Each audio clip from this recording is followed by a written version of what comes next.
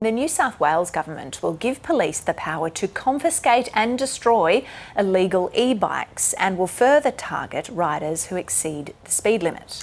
Now, community frustration has been growing with more e-bikes sharing roads and footpaths with drivers and pedestrians. You would have seen that on the roads yourself. So we're now joined by Elliot Fishman. He's the director at the Institute for Sensible Transport Advisory Organisation. Elliot, thanks for taking the time to speak to us. I'm driving on the roads. I myself have an e-bike, but I have a tiny little one that kind of putters more than anything else. But when I'm on the road, I see this massive, I think they're called fat bikes, that run past me as well. One, I find them quite scary, but two, how are they allowed on the roads?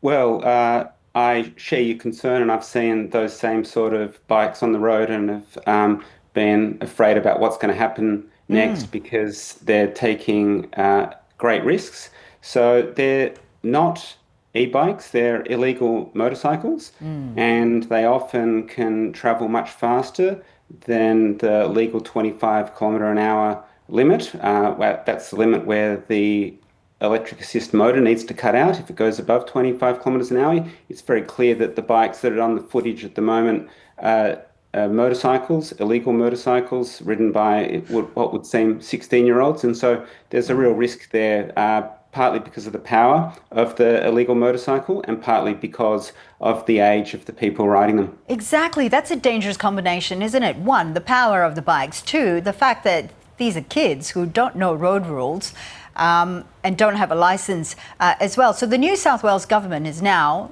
going to be cracking down on these e-bikes.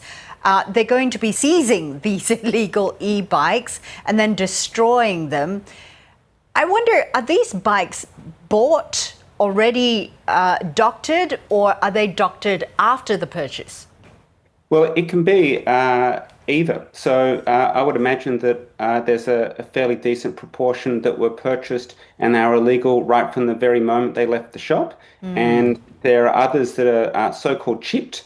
Chipped is just a phrase that is used to describe a situation where either the owner of the bike or someone that they've taken the bike to is able to modify the sensors in there to make it think that it's not going above 25 when it is. So both those things are happening, and it's actually a really serious and growing concern to have those sorts of illegal motorbikes on the road. It should never have happened. We should never have got to this situation where it became commonplace for 16-year-olds to be riding what are high-powered illegal motorcycles. And now it would seem that the government is trying to catch up and trying to get rid of these bikes as quickly as possible from our roads. Well, that's the question I wanted to ask you. How did we get to this situation? Is it a case of perhaps our laws, our regulations not catching up or not keeping pace with the technology of electric bikes?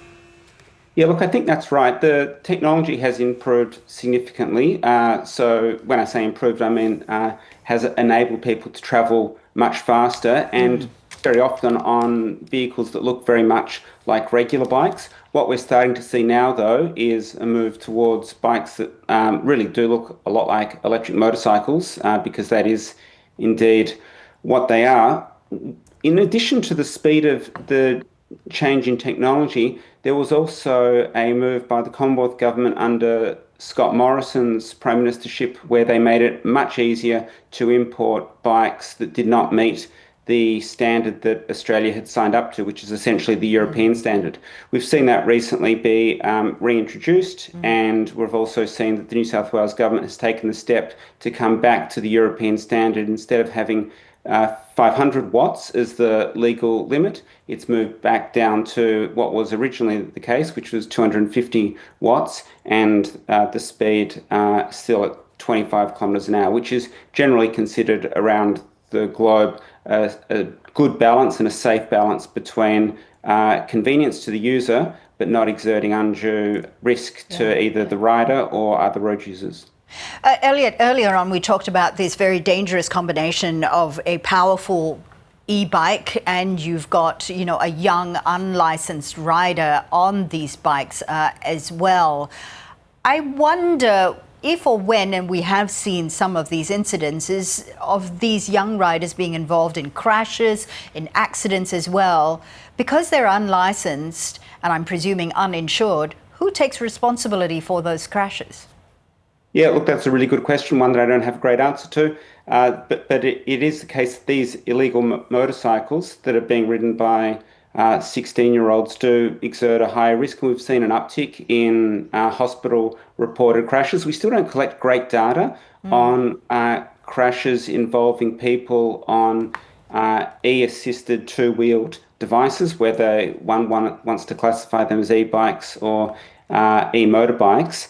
But it does raise a broader question about what can we do to make our cities safer and able to be navigated by teenagers that have a right to independent mobility, but I don't think anyone would agree that they have a right to be able to travel at 50 or 60 kilometres an hour on illegal motorcycles. So we do need to do something that strikes a good balance between giving teenagers the independent mobility that they deserve, but doing it in such a way that it is safe. And that includes both safe vehicles, so nothing wrong with riding an e-bike if you're the right age, but it shouldn't go any faster than the legal limit, but also providing streets that are more forgiving and more welcoming to a diverse range of different users, and that would include people that are still younger than 18 but old enough to be able to travel independently.